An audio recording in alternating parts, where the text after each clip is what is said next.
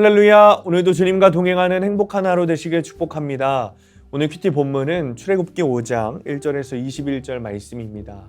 오늘 큐티는 모세와 바로의 첫 만남이라는 제목으로 모세와 아론이 바로 앞에 서는 내용입니다.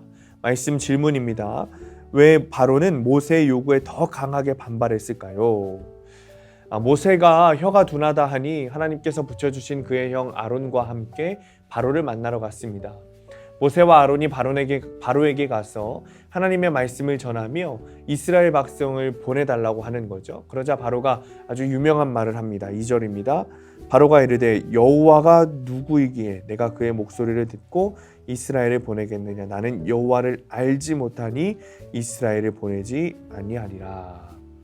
요셉을 통해서 구원받은 애굽과 바로였지만 시간이 많이 흐른 지금 요셉을 알지 못하는 바로는 나는 여호와도 알지 못한다 라고 이야기합니다. 이것이 바로와 애굽의 비극의 시작입니다. 애굽과 바로뿐만 아니라 모든 사람의 비극은 하나님을 알지 못하는 것에서부터 시작합니다. 그러니 하나님을 아는 것이 축복이 되는 것입니다. 물론 시간이 지남에 따라 바로도 조금씩 여호와를 알게 되겠지만 이것이 그를 파멸해서 구하지는 못합니다. 성경에서 말하는 하나님을 아는 지식은 여러분 단순히 지식적으로 동의하는 것뿐만 아니라 말씀에 순종하는 삶까지를 포함합니다. 그래서 바로는 하나님의 말씀을 거절하면서 멸망을 자초하는 것이죠. 큐티하는 여러분께서는 하나님을 어떻게 알고 계십니까? 그래서 사실 큐티를 하는 목적이 참 중요합니다.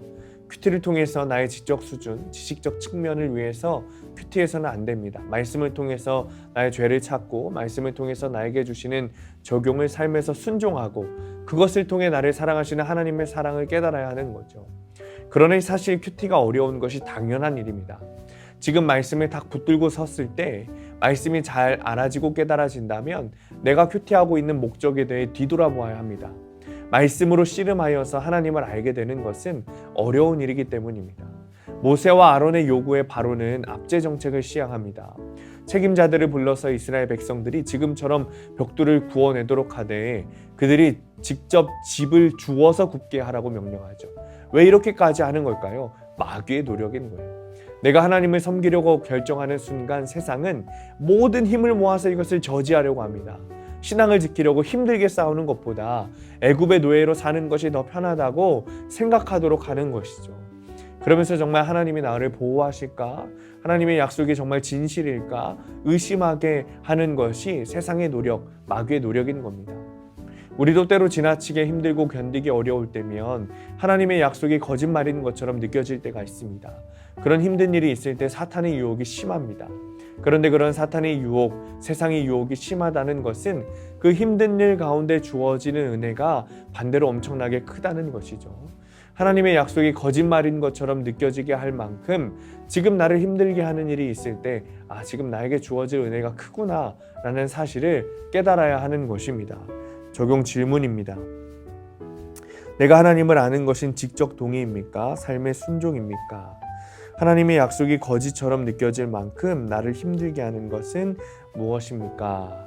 오늘의 원포인트입니다.